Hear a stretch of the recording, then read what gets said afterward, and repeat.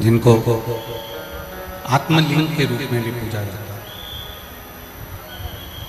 केवल एक भगवान शिव हैं जिनको आत्मलिंगेश्वर महादेव के रूप में भी पूजा जाता है। शिव की सहजता, शिव की सरलता इतनी है कि जहाँ मेरा भोलेनाथ बैठता है उसी स्थान के नाम से पूजा जाने लगा। पीपल के वृक्ष के नीचे बैठे तो पिपलेश्वर महादेव, बड़ के पेड़ के नीचे बैठे तो बटकेश्वर महादेव, स्फटिक से बन गए तो स्फटिकेश्वर महादेव, रतन से बन गए तो रत्नेश्वर महादेव। केवल एक शिव, केवल एक शंकर, केवल एक ओगड़दानी भगवान देवाधिदेव महादेव, जो जिस स्थान पर, जिस जगह पर बैठते हैं, जिस स्थान पर बैठते हैं, ये कोई नहीं चल रहा है, एक जिस स्थान पर बैठते हैं, जिस जगह पर बैठते हैं, उस स्थान पर बैठते से ही उस स्थान के नाम से पूजित होने लगे। केवल एक स्थान की ही मूलता नहीं, संपूर्ण स्थानों की मूलता। 33 कोटि देवताओं में कोई देवता ऐसा नहीं है जो जिस स्थान पर बैठा है और उस स्थान से उसका नाम की घोषणा, उस स्थान के नाम से वो पूजा। केवल एक देव है, देवाधिदेव महादेव, भगवान शिव, त्रिकालदर्शी, कैलाशी, अविनाशी, भगवान शंकर, जो जिस स्थान पर बैठते हैं उस स्थान पर बैठकर उस स्थान के नाम से ही पूजित होते। अर्थात शिव महापुराण की कथा में श्री वेदव्यास जी वर्णन करते हैं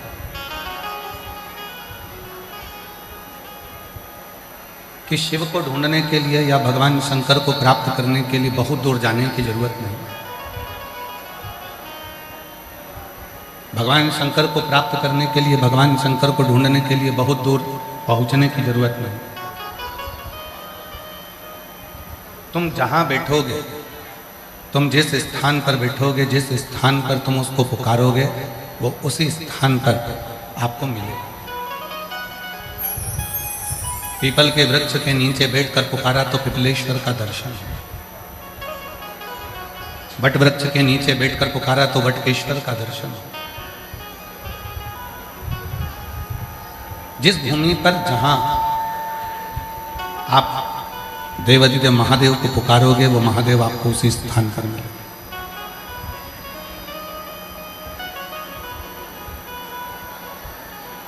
कलम को कोई बता रहा था, पाटिल जी कल कह रहे थे कि ये जो गांव है दूधनाल,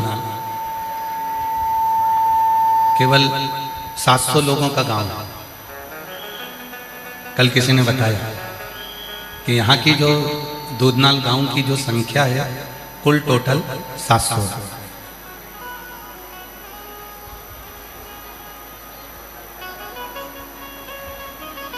अब 700 लोगों के गांव में 7 लाख आदमी आकर बैठ जाए तो जरा विचार करिएगा, ये शिव की ही तो कृपा है।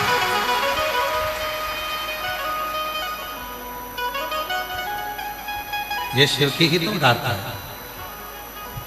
और जब तक वो कृपा नहीं करता, जब तक वो करुणा नहीं करता, तो दुनिया का कोई पत्ता भी नहीं है।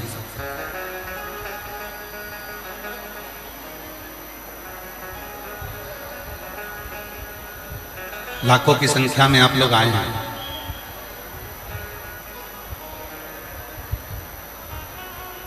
एक विश्वास के साथ में, जिस भूमि पर हम जहां बैठकर भगवान को पुकारते हैं, उस स्थान पर मेरा देवाधिदेव महादेव प्रकट होता है। अब कई लोग कहते हैं कि उसको ढूंढने के लिए हमें केदारनाथ जाना पड़ेगा, कई लोग कहते हैं कि उसको ढूंढने के लिए हमको अमरनाथ जाना पड़ेगा। पर शिव महापुराण की कथा कहती है ना हमको अमरनाथ ढूंढने जाना है, ना हमको केदारनाथ ढूंढने जाना है। हम उस विश्वनाथ को, स्वयं को उसका अपना समझकर जब हम पुकारते हैं तो हमारा विश्वनाथ हमारा भरण पोषण करने के लिए हमारे हृदय में आकर तुरंत बैठ जाता है। उसको ढूंढने जाने की जरूरत नहीं पड़ती, केवल उसको पुकारा जाए, केवल इसको पुकार लो और वो आकर खड़ा हो जाए।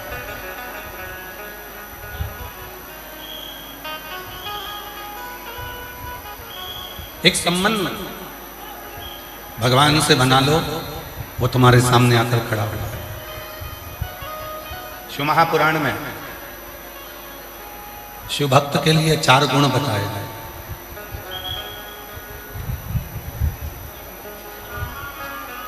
शिव जी के भक्त के लिए 4 गुण कहे गए। पहले नंबर का गुण है संयम, दूसरे नंबर का गुण है सदाचार, तीसरे नंबर का गुण है स्नेह और चौथे नंबर का गुण है सेवा।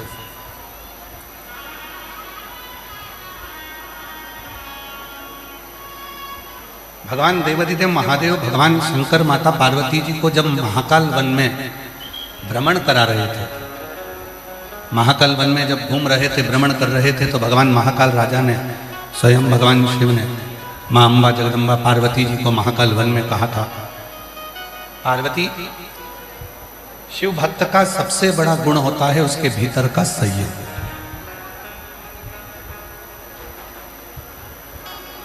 और जिसने अपनी जिंदगी में संयम को धारण कर लिया,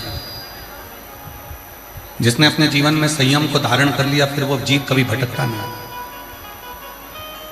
वो संयम के साथ कहा, जब कोई भगवान का भक्त हो जाता है, पार्वती जब कोई शिव का भक्त हो जाता है, शंकर का उपासक हो जाता है, शिव भक्ति में जब कोई डूब जाता है, तो उस पर लोग आक्षेप लगाते हैं, ताना देते हैं, अपशब्द कहते हैं, आड़ा टेढ़ा कहते हैं। फिर भी वो अपने संयम को धारण करे, कुछ ना बोले, कुछ ना कहे, इंतजार करे। बच्चा जब छोटा रहता है ना, उसका कहीं झगड़ा हो जाता है, और छोटे से बच्चे का, छोटे से बेटे का, छोटे से बेटी का जब झगड़ा होता है, और जब उसका झगड़ा हो जाता है, तो वो झगड़े में रोता रोता जब घर जाता है, तब उसकी मम्मी उसके पापा कहते हैं, चल मैं चलता हूं, देखो जरा तेरे को किसने मारा, चल मैं चलता हूं। किसकी हिम्मत है, किसकी हिम्मत है जिसने तुझको मारा, चल मेरे साथ। मम्मी पापा तुरंत तैयार हुए, आई भाऊ तैयार हुए और चल तुरंत। अब उन्होंने ये भी नहीं देखा कि मेरे बेटे की गलती है कि सामने वाले की गलती, मेरे बच्चे की गलती है कि सामने वाले की गलती है, उसने ये नहीं देखा। उसने तो कहा, चल तुझे तकलीफ है ना, तेरा झगड़ा हुआ है ना, चल मेरे साथ चल।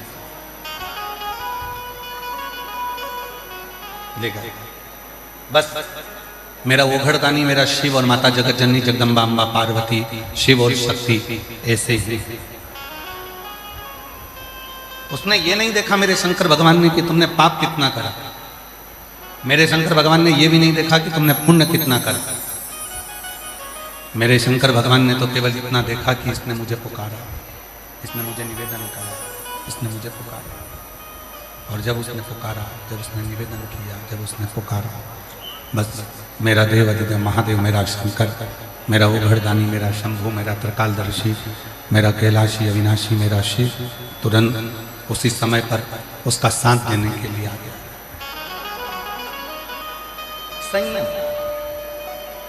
और उस संयम की सबको जरूरत है। जो शंकर को भरता है, भगवान शंकर का आराधना करता है, जो भगवान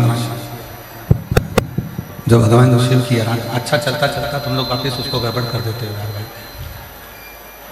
भगवान शंकर की जो आराधना करता है, साधना करता है, जो भगवान शिव की साधना में डूबा रहता है, उसको सबसे ज़्यादा जरूरत होती है संयम की। उसको सबसे ज़्यादा जरूरत है संयम। और जिसने अपनी जिंदगी में, अपने जीवन में संयम को धारण कर लिया, फिर उसको भटकना नहीं। थोड़ा संयम, सबसे ज्यादा संयम किस चीज को चाहिए? कहा 3 इंद्रिय ऐसी हैं जिनको संयम की जरूरत पड़ती है। बाकी की इंद्रियों को तो अपनी जगह पर है, पर 3 इंद्रियां ऐसी हैं जिनको संयम की जरूरत है। पहले नंबर पर जिह्वा को संयम की जरूरत है। दूसरा नंबर पर अपने नेत्र को संयम की जरूरत है। और तीसरा नंबर पर है अपनी श्रवण शक्ति, अपने कान, श्रवण, इसको संयम की जरूरत है।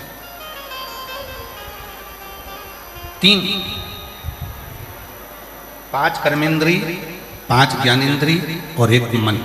11 इंद्रियों में से केवल 3 इंद्रियां ऐसी हैं जिनको संयम की बहुत जरूरत है। ये 3 इंद्रियों पर जिसने संयम कर लिया, इन 3 इंद्रियों पर जिसने संयम को धारण कर लिया, समझ लो उसने सब कुछ कर लिया। पहला है अपनी वाणी पर संयम, अपनी जिह्वा पर संयम।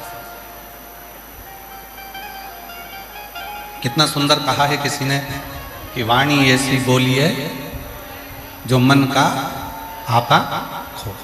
जम के बोलिए जरा, वाणी ऐसी बोली है जो मन का आपा। और आज के जमाने में वाणी ऐसी बोली है जो जम के झगड़ा हो, पर उससे मत बोलिए जो तुमसे तगड़ा हो।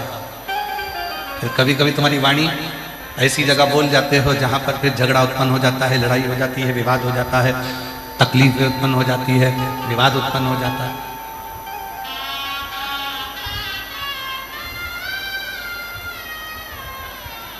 सबसे पहला 3 इंद्रियों में से सबसे पहला संयम है हमारी जिह्वा का संयम, हमारी वाणी का संयम। और इस वाणी के संयम पर ही सब कुछ है। आज के जमाने में सास बुरी नहीं है, आज के जमाने में बहू भी बुरी नहीं है। ना सास बुरी है, ना बहू बुरी है, ना ससुर बुरा है, ना पति बुरा है, ना पत्नी बुरी है, ना देवर, ना जेठानी, ना जेठ, ना ननन, ना नंदोई, कोई बुरा नहीं है।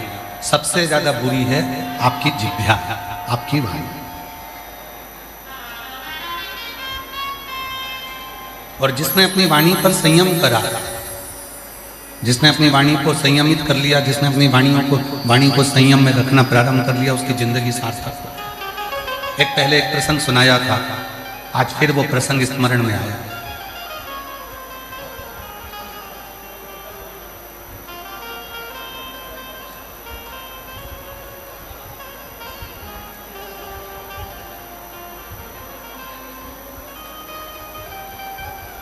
एक नगर में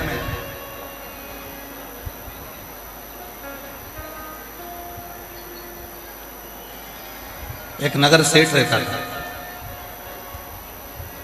अच्छा,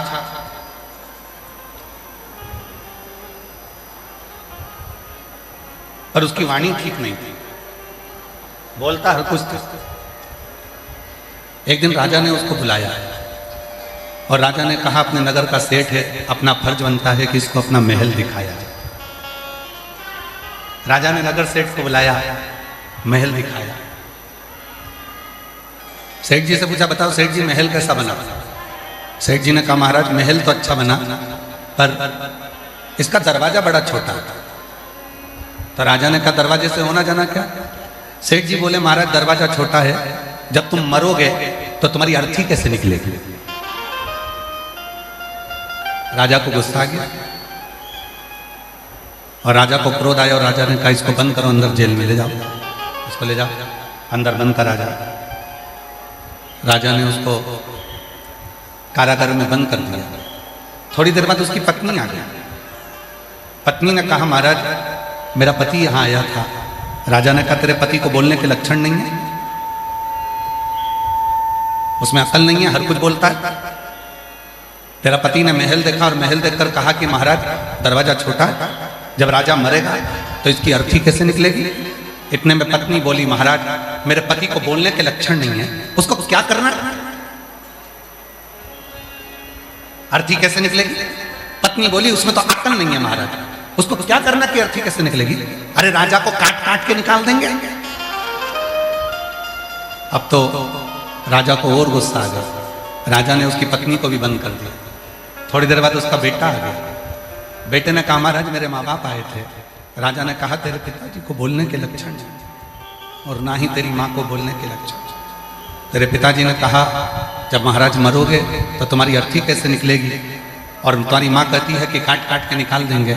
इतने में राजा का लड़का बोला, महाराज मेरे माँ बाप को बोलना नहीं आता, उनको क्या करना, अर्थी कैसे निकलेगी। अरे राजा को अंदर ही जला देंगे। बस इतना कहा और राजा ने तीनों को छोड़ दिया। तीनों को छोड़ दिया। राजा को समझ में आ गया कि इंसान कितने भी उच्च पद पर बैठ जाए और उसकी वाणी अगर ठीक नहीं है तो वो निम्न पद का ही कहलाता है, वो उच्च पद का कभी नहीं कहलाता, वो निम्न पद का ही।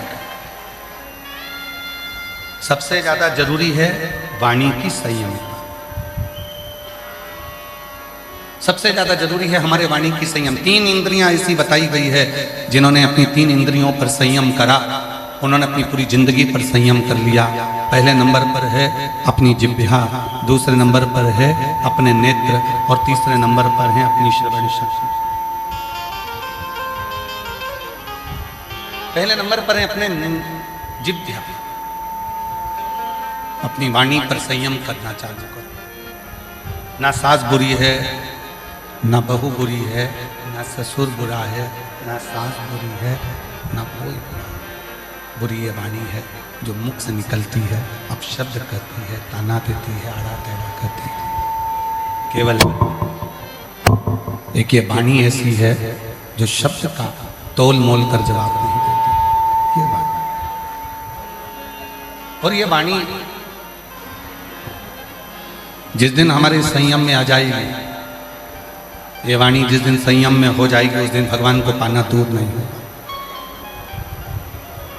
कितना सुंदर लिखा है शिव पुराण में कि दुनिया के लोग भगवान को पाने के लिए दुनिया की लिखी हुई स्तुति को गाना चाहते हैं।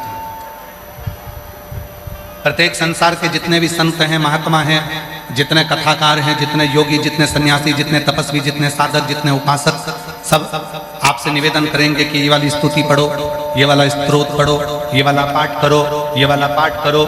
और शिव पुराण क्या कहती है, वेद व्यास जी क्या कहते हैं, तुमरुका जी क्या कहते हैं। तुमरुका जी चंचुला देवी से कहते हैं, चंचुला देवी तुम्हें अगर कोई स्तोत्र नहीं आता, तुम्हें कोई स्तुति नहीं आती, तुम्हें कोई मंत्र नहीं आता, तुम्हें कोई साधना नहीं आती, तुम्हें कोई पूजन नहीं आती, तो तुम अपने दिल से, अपने भाव से, अपने मन से तुम भगवान को जो कहकर पुकारोगे, तुम्हारा भगवान उसी समय पर तुम्हारे सामने प्रकट हो जाए। उसी समय तुम्हारा भगवान तुम्हारे सम्मुख में प्रकट हो जाए। उसी समय हम क्या कर रहे हैं, दुनिया के लोग क्या करते हैं, जो स्तुति दुनिया ने लिखी है वही स्तुति को गाने का प्रयास करते हैं।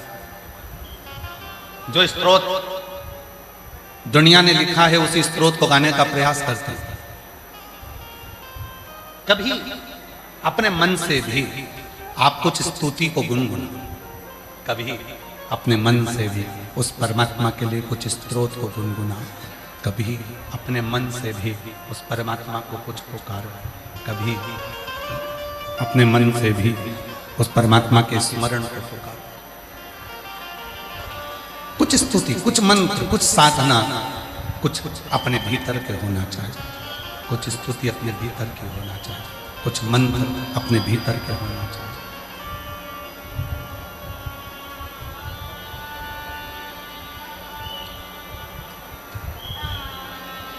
किसी ने कहा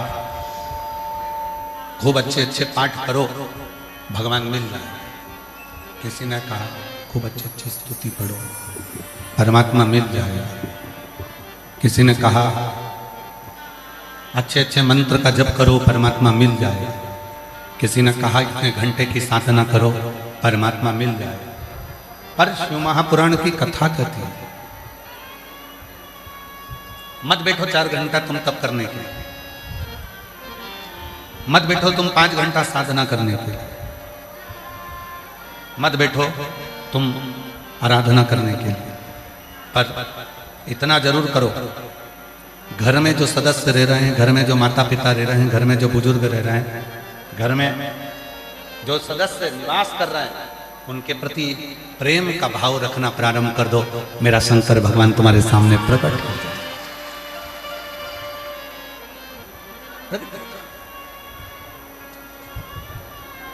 कभी विचार करा आप लोगों ने कि आप और हम अपनी जिंदगी को कितनी झूठ की जिंदगी जी रहे हैं?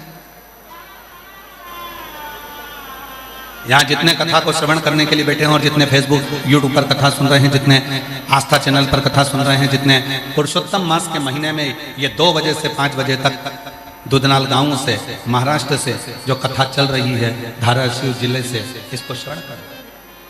अपने हृदय पर हाथ रखकर देखना आप कितना सत्य की जिंदगी जी रहे हैं। आज का व्यक्ति कहने को तैयार हो जाता है घी नकली है, ये घी असली है, ये घी नकली है। आज का व्यक्ति कहता है ये सोना असली है, ये सोना नकली है। आज का व्यक्ति कहता है ये चांदी असली है, ये चांदी नकली है। आज का व्यक्ति कहता है ये प्योर कॉटन नहीं है, ये नकली है। आज का व्यक्ति कहता है चावल असली और नकली है। आज का व्यक्ति कहता है ये तेल नकली है, ये तेल असली है। हमने घी नकली देखा, हमने चावल नकली देखा, हमने कपड़ा नकली देखा, हमने सोना नकली देखा, हमने चांदी नकली देखी, पर जैसे जैसे कलयुग बढ़ता चले जाता है वैसे वैसे इंसान भी नकली होता चले जाता है। इंसान भी नकली है और उसकी नकलीपन कहाँ नजर आता है? आप खुद अपने अंदर झांक कर देखना। तुम्हारे फेसबुक पर हजारों लोग जुड़े हुए हैं, तुम्हारे इंस्टाग्राम पर हजारों लोग जुड़े हुए हैं, तुम्हारे यूट्यूब पर हजारों लोग जुड़े हुए हैं, तुम्हारे व्हाट्सएप पर हजारों लोग जुड़े हुए हैं, तुम्हारे व्हाट्सएप पर हजारों ग्रुप जुड़े हुए हैं, हजारों लोग तुम्हारे फेसबुक पर हैं, हजारों लोग तुम्हारे ट्विटर पर हैं, हजारों लोग तुम्हारे यूट्यूब पर हैं, हजारों लोग तुम्हारे फेसबुक पर हैं और तुम उनको देखकर खुश होते हो। पर असलियत क्या है? हजारों लोग तुम्हारे मोबाइल पर जुड़े हुए हैं तुम्हारे मित्र बनकर, पर सही मायने में कहना, क्या तुम जितने लोग घर में रह रहे हैं उनसे दिल से जुड़े हो? अपने मम्मी से, अपने पापा से, अपने भाई से, अपनी बहन से, अपनी भाभी से, अपने भैया से, अपने मासी से, मासा से, मामा से, मामी से, काका से, काकी से, किसी से?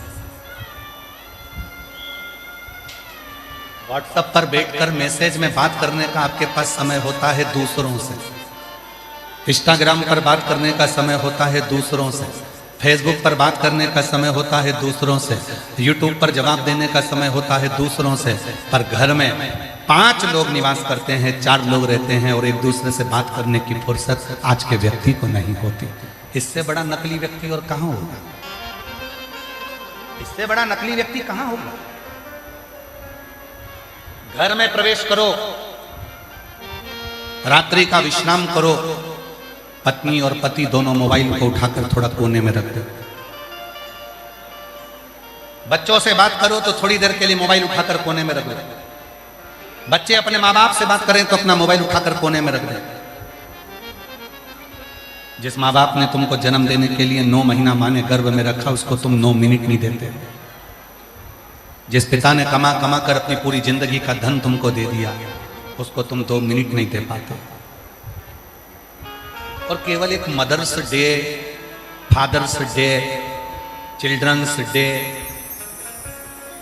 केवल इन डे पर तुम विश कर दो और फोटो लगा दो और सोचो कि मैं मेरी मम्मी को बहुत प्यार करता हूं। पक्के झुटेले, दूसरों को बेवकूफ बनाते हो। फोटो लगाकर दूसरों को बस आकर्षित करते हो कि मैं मेरी मम्मा को बहुत प्रेम करता हूं। मम्मा से उस दिन प्रेम होगा जिस दिन तेरी मां की आंख में आंसू ना होगा। मम्मा से उस दिन प्रेम होगा जिस दिन तेरी माँ की आंखों में आंसू ना हो। पापा से उस दिन प्रेम होगा जिस दिन तेरे पिता के नेत्र में जल ना हो। प्रेम वो नहीं है। प्रेम उसको नहीं कहा गया कि दिखावा कर दिया जाए।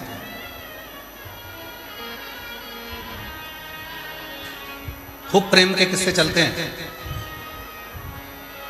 खूब प्रेम के किस्से चलते हैं। 33 कोटि देवताओं की लिस्ट निकाली है। सारे देवताओं की लिस्ट निकाल कर देखना कि सबसे ज्यादा प्यार कौन से देवता ने किया। आपको उस लिस्ट में मिलेगा सबसे ज्यादा प्यार केवल एक ही देवता ने करा, वो थे देव अधिदेव महादेव, जो मां सती से प्यार करते थे। मां सती 33 कोटि देवता में केवल एक देवता है देव अधिदेव महादेव, जो मां सती से प्रेम करते थे। कहा, किसी ने कहा कि सती से प्रेम करते थे तो फिर पार्वती से विवाह क्यों किया? प्रसंग को उठाइएगा। शिव महापुराण के उमाखंड को उठाकर गीता प्रेस गोरखपुर की शिव पुराण लेकर आओ। उस शिव पुराण को घर में पढ़ो और पढ़कर देखना कहीं सीवर वाला बाबा कहीं झूठ तो नहीं बोल दिया।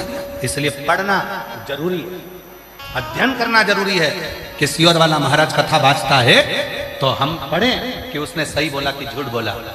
शिव महापुराण की उमा संहिता कहती है, किसी ने प्रश्न करा कि शिवजी जब सती से प्रेम करते थे, शंकर भगवान जब सती को स्नेह करते थे, तो पार्वती से विवाह क्यों करा? जरा प्रसंग उठाकर देखिए। भगवान शंकर ने पार्वती जी की पूरी परीक्षा ली, पूरी परीक्षा, एक भी परीक्षा नहीं छोड़ी शंकर भगवान ने पार्वती जी की। और आखिरी में जब पार्वती जी अर्पणा हो गई, पत्तों का सेवन करती थी, दुर्बल हो गई, शरीर में मांस नहीं बचा, केवल कंकाल हड्डियां माता पार्वती के शरीर में थी और मांस का एक टुकड़ा भी शरीर के अंदर नहीं था। पार्वती का नाम अर्पणा हो गया। तब शिव जी गए और पार्वती जी को देखकर पूछा, तुम ऐसा क्यों कर रही हो? तब माता पार्वती जी ने कहा, कुंभज ऋषि के आश्रम में कथा सुनने तुम्हारे साथ गई थी। अपने पिता के मुख से आपकी निंदा सुन ली थी, इसलिए शरीर को मैंने जलाकर भस्म कर दिया था।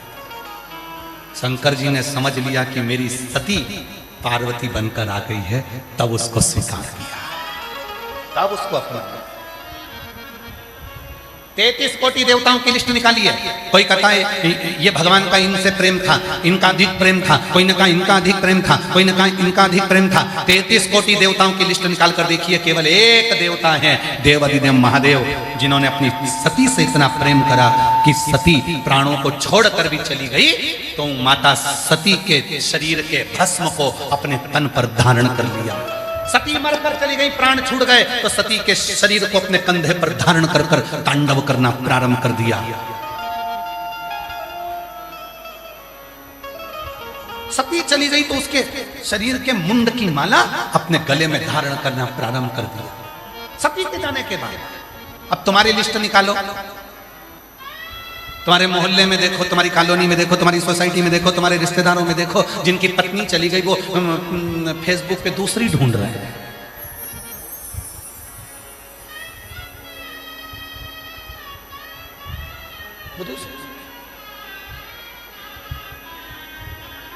वो विवाह.com में जा रहा है कि हमारे लिए कोई अच्छी और मिल जाए।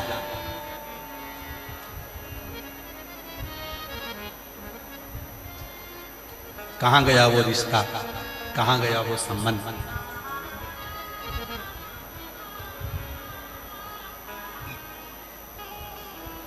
भारत की भूमि पर जितने भी स्त्रियों के व्रत हुए वो सारे व्रत माता पार्वती जी के हुए। तीज का व्रत माता पार्वती का था, चतुर्थी का व्रत माता पार्वती का था, छठ का व्रत माता पार्वती का था। जितने व्रत, जितने जितने व्रत, तीज, चतुर्थी, छठ, अष्टमी, जितने भी व्रत करे वो सब माता पार्वती। क्यों? समर्पण है, समर्पण है सती का, समर्पण है माता पार्वती का। और मैंने तेरे ही भरोसे बाबा, तेरे ही भरोसे हवा बिच उड़ती जावागी बाबा, गोद हथों छड़ी नाम कटी जावागी। भोले मैं तेरी पतन शंभु, मैं तेरी पतन हवा बिच उड़ती जावागी बाबा, गोद हथों छड़ी नाम कटी जावागी। भोले मैं। एक विश्वास, वाणी का, प्रेम का, भरोसे का एक विश्वास। कितना प्रेम है।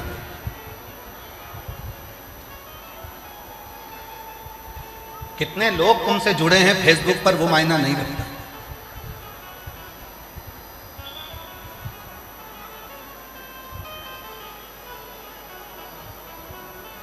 मोबाइल पे कितना भी काम कर लो, कितना भी, चलो जाने दो, एक अच्छी बात समझो अपने जीवन में।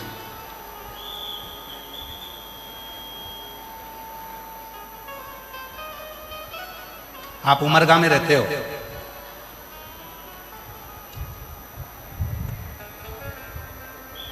मान लो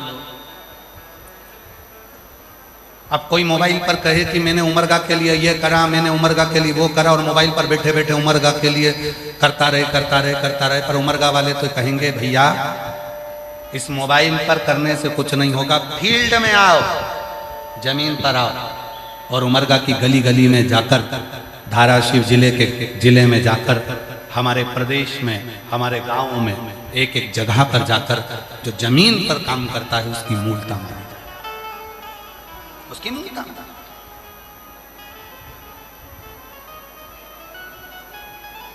फेसबुक पर कितने तुम्हारे दोस्त हैं वो मायना नहीं रखता, इंस्टाग्राम पर कितने तुमसे जुड़े हैं वो मायना नहीं रखता। मायना क्या रखता है? जिस दिन तुम्हारी दुख की घड़ी है, बीमारी आ गई, एक्सीडेंट हो गया, तकलीफ में आ गए, हॉस्पिटल में पड़े हो, केवल एक दिन देखने के लिए गए, बाकी के दिन जिसको तुमने टाइम नहीं दिया, जिसको तुमने समय नहीं दिया, दूसरों से बात करने का तुम्हें फोन पर समय था, और घर में जो धर्म पत्नी थी, पति था, बच्चे थे, उनके पास में समय नहीं दिया, और आखिरी में सेवा करने के लिए हॉस्पिटल में रात दिन वही धर्म पत्नी बैठी रही जिसको तुमने 1 मिनट का समय नहीं दिया, 1 मिनट का समय नहीं दिया। उठा रही है, बिठा रही है, भोजन करा रही है, कपड़े धो रही है, स्नान करा रही है, शरीर नहीं काम कर रहा तुम्हारा, तो भी वो तुम्हारी सेवा कर रही है। एक दिन तुम मीठे वाणी से उससे नहीं बोले, एक दिन तुम प्रेम की वाणी से उससे नहीं बोले, फिर भी उसने अपना पूरा समय तुम्हारे को दिया, पूरा समय।